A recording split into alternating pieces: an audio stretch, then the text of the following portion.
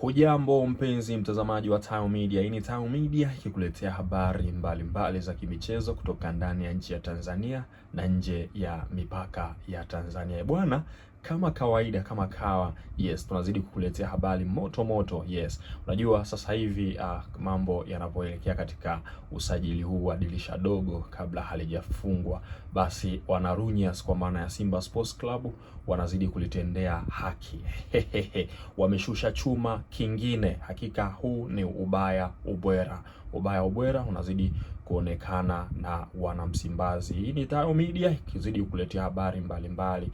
Huyu ni goalkeeping, yes, anaitwa Djibrila Kasali. Bwana, huyu ni raia wa Niger. Yes, ni raia wa Niger ambaye alikuwa akicheza katika klabu iliyoko pale ambayo ni AS Fan inayopatikana pale nchini Niger.